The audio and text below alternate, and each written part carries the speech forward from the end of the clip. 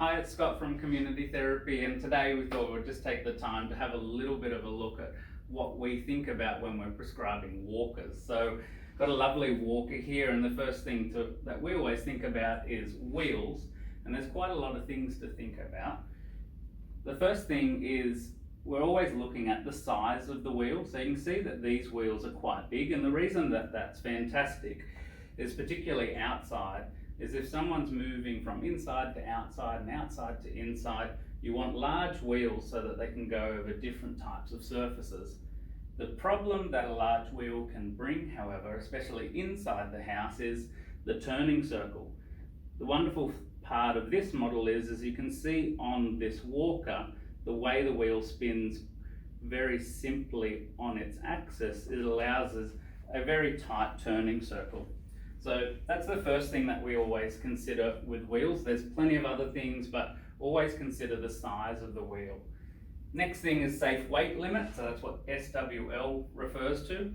Most walkers, somewhere on them will have a label, and on this one you can see the label down here, and it'll give the safe weight limit of the walker. For this model, it's 120 kilos. That means that the person using this needs to be under that body weight to make sure that they're safe, primarily, brakes on for safety, being able to sit on that and making sure that the frame can hold their body weight. Next thing, dimensions. There's plenty of things with dimensions to think about. However, a couple of things to consider is height, primarily of the seat, so that somebody can safely stand from the walker. If that is too low, it can be very hard for somebody to get up from. And if it's too high, it can be unsafe and increase the risk of someone slipping forward off it. Another thing is the height of the handles.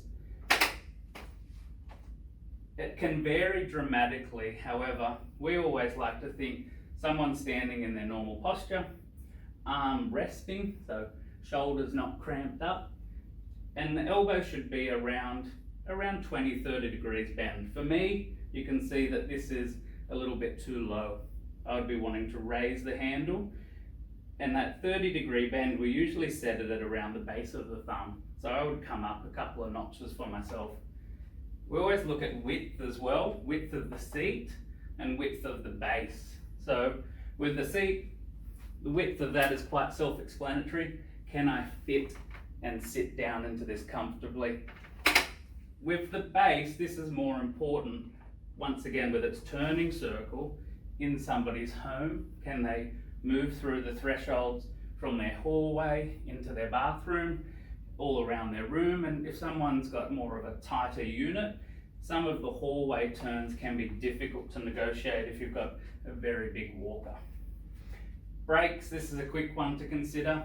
Most new walkers will have quite light touch brakes. So you can see I can do that quite easily, and I can also squeeze it quite easily this way. Some of our older or cheaper models can have quite flimsy but also hard to use brakes. So always check the integrity of the brake system. Storage and folding, a little bit combined here. The storage, we usually are referring to what can you safely store in the walker. Some will be directly underneath, some will be in a carry case like this. Most will have a safe weight limit of what you can put in there as well. This one happens to be around 5 kilos. That's important to note. A lot of people with storage also like to see that this is not transparent. Some of the old models had like a wire basket and you can see people's belongings in there. That's often not good for safety. So you can imagine if I'm storing my wallet in there, I would like that not to be seen by people. So last bit, folding, and this one's probably the most important consideration if someone's being transported in a car, whether they're driving themselves or they're getting help from a carer or a loved one. You want to be able to safely fold the walker and then be able to move that safely in and out of the car.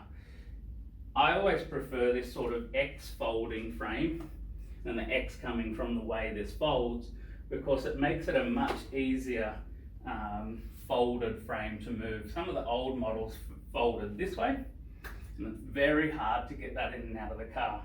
So in an X-frame model, much easier to be like this. I can safely move that and transition it into a car. The other benefit of these X-frame models, though they're more expensive when made out of a lighter weight material such as carbon fibre, they're so much safer to transfer in and out of the car. So I could sort of talk all day about walkers because I really love them, as silly as that sounds, but I really know how much the right type of walker can really change someone's life. There's plenty of other things here, but this probably highlights that even though a walker can be quite a simple piece of equipment, it can also get quite complex when you actually dig into it and try and find the right piece of equipment for somebody. So the recommendation, if you're looking for a walker, is speak to your physiotherapist, speak to your occupational therapist, or your equipment supplier in your local mobility shop.